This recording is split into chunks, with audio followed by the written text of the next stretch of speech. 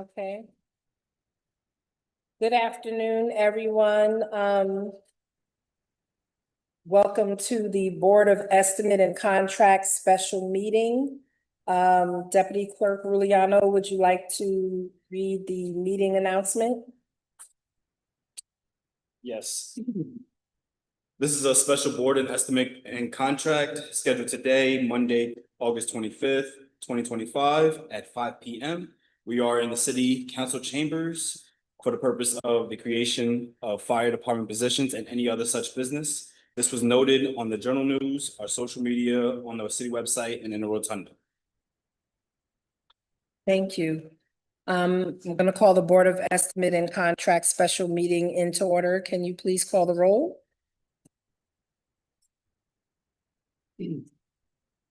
Controller Moore. Present. Council President Brown. Yeah, doing right I did, didn't I? Present. here. Mayor Sean Patterson Howard. Present and accounted for. We can proceed with the agenda.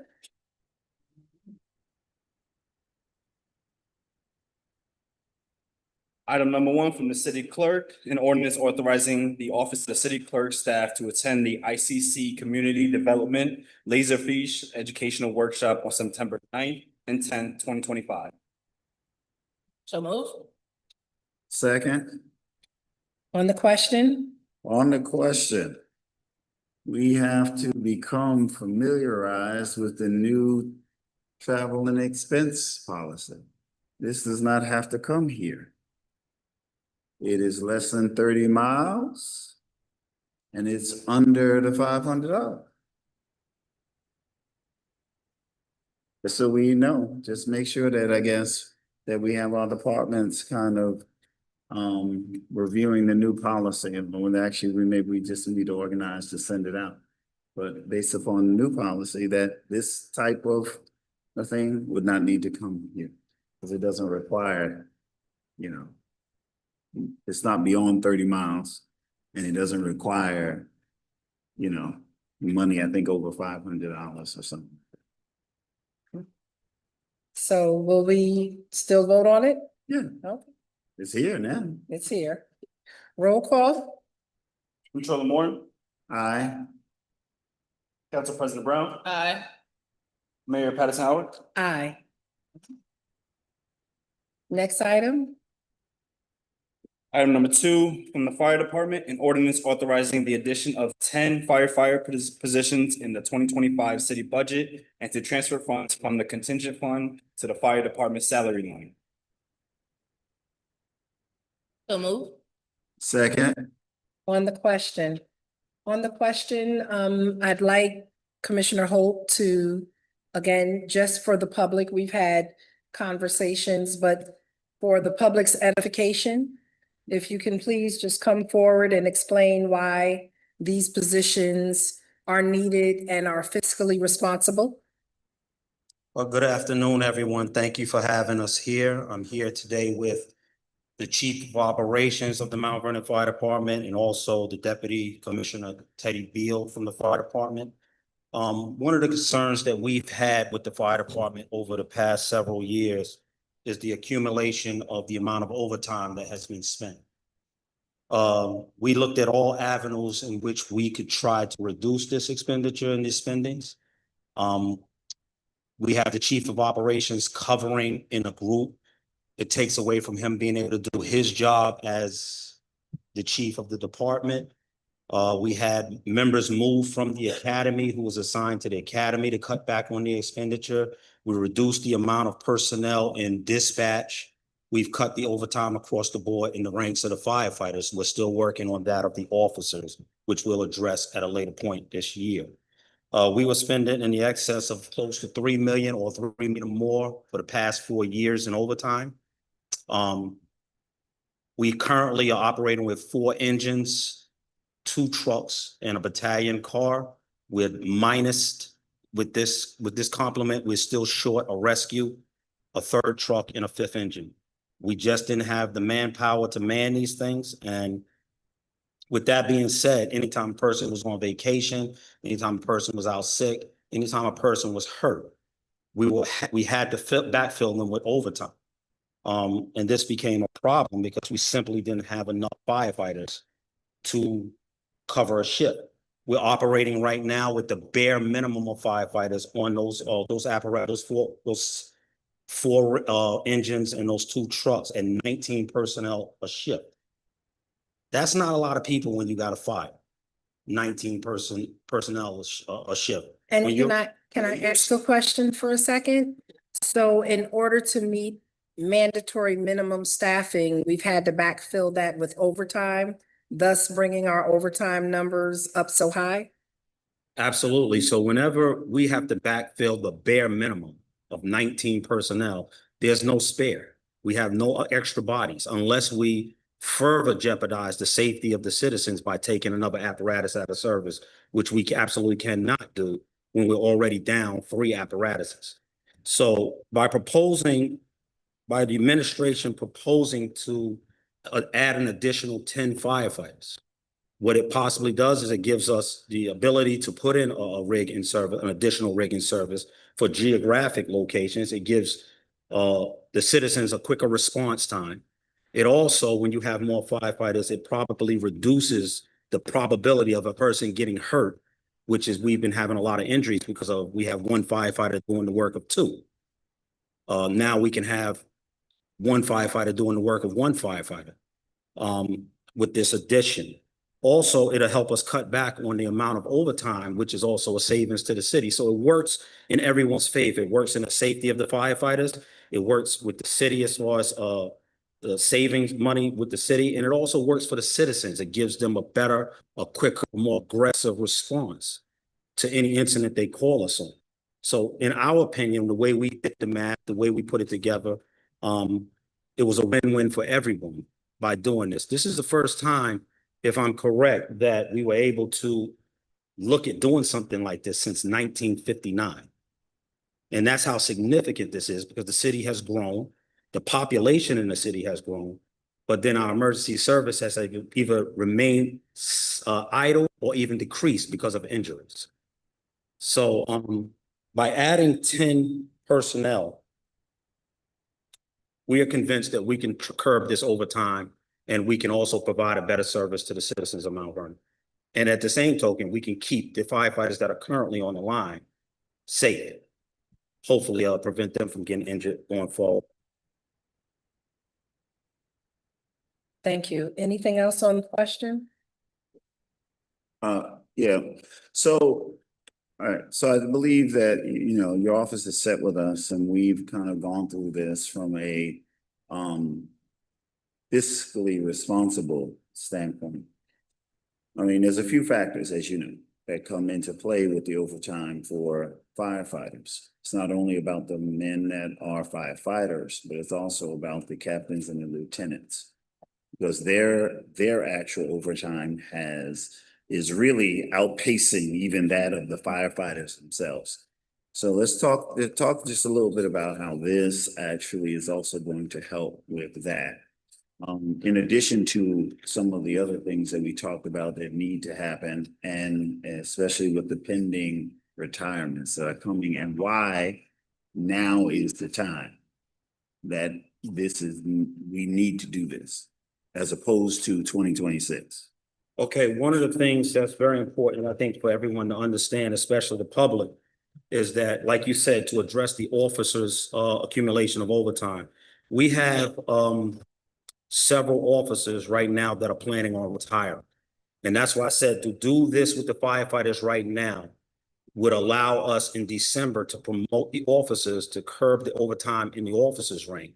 And at the same token, take these firefighters that should be coming out of the academy by early January, mid-January, and fill them right in the ranks as we promote. So it's like, if we wait and not do this now with 10 firefighters, we wouldn't be able to put another class in the academy until March, which means if they're going in March, they're not coming out until next July.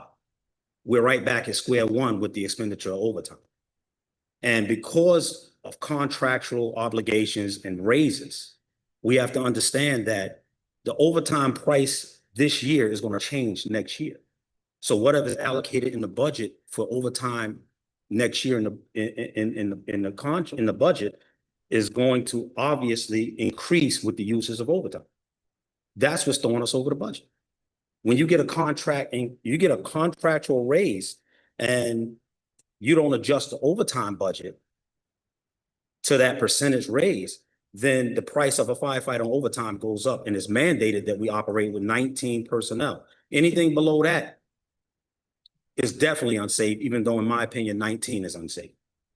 So again, we'll address the officers. We have a plan to address the officers and curb their overtime come December, when most of our vacancies in their positions of officer, most of the personnel who are officers retire. I currently have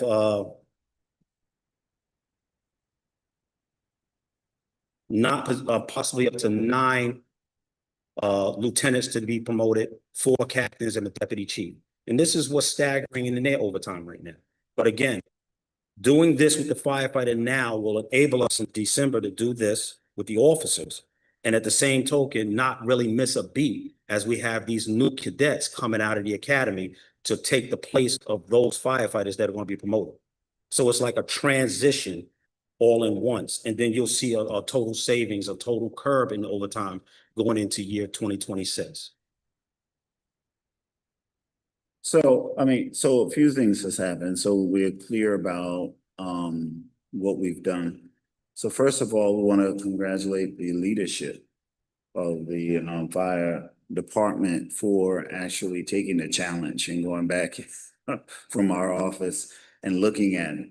We did audit the actual overtime for the department to begin to understand what the trends are. And as was already said, is over the last 2-3 years, the fire department has been over its budget in overtime by at least $2 million. And a lot of that is because of things like not having enough firefighters, having also men who are also out on disability, in which we're also dealing with some of those issues as well.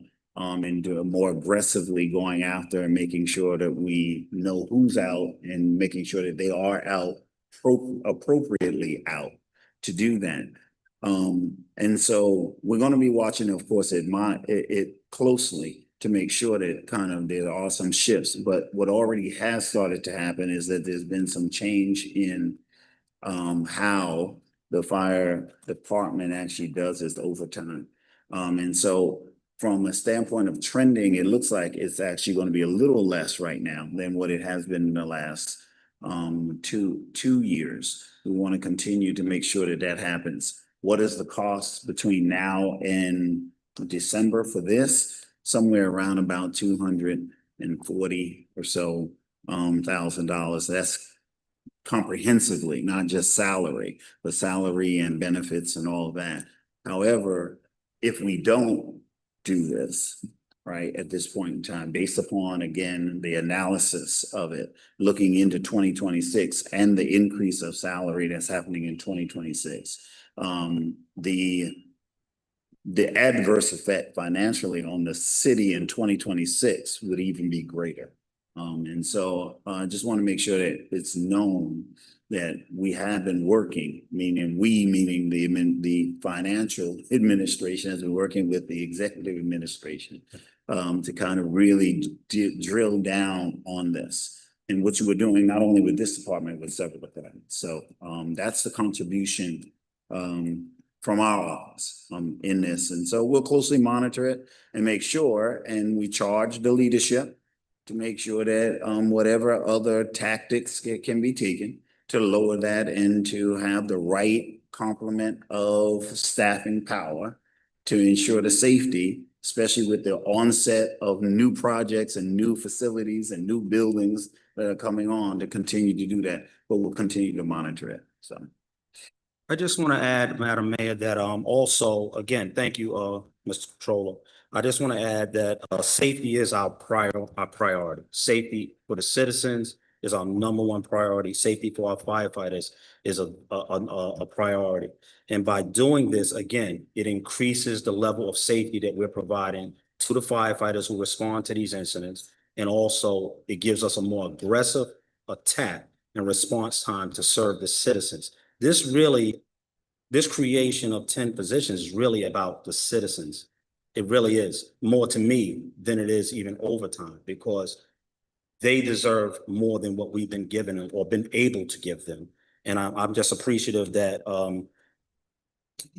we've had the backing of the administration to hear our solution to this problem. That's a financial problem and also a safety concern to the firefighters and the citizens. So I appreciate all of you for having the ears to listen and being able to help us push this agenda. I think overall, this is a win-win for the city of Mount Vernon, a win-win for the firefighters as far as safety, and a win-win for our citizens in Mount Vernon who deserve nothing but the best response time and the best work that we can put out from the fire department. Thank you. And honestly, this was a conversation that we had probably around this time last year. The challenge is last year, we didn't have a list, right? Remember, we ran out of our list and we were waiting on the list to come back. So we weren't even eligible to put in to do any hiring at this time last year. So we sent no one to the academy in September of 24, right? And I think the first class that we sent to the academy off the list was this year in March, right? So the last academy that went in was the first to come off the new list. And so this is the perfect time. We have a new list. We have a fresh list. The people who are on this list are still at the very top of the list.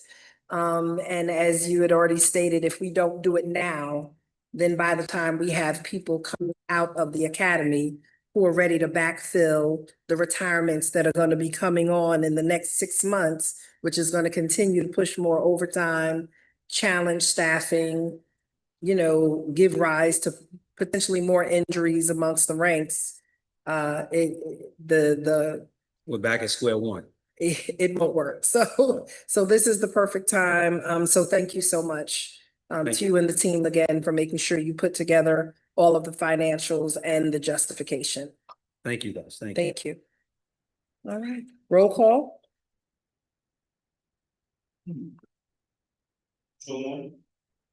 Aye. Council President Brown, Aye. Mayor Patterson Howard. Aye. On the salaries and resolutions from the fire department, salary resolution for the addition of 10 firefighters. So moved. Second. On the question? Hearing none, roll call.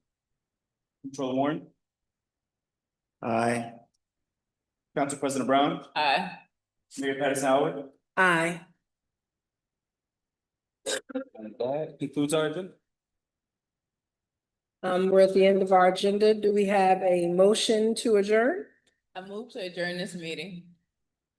Second. No, I'm not ready to adjourn. No, I'm just playing.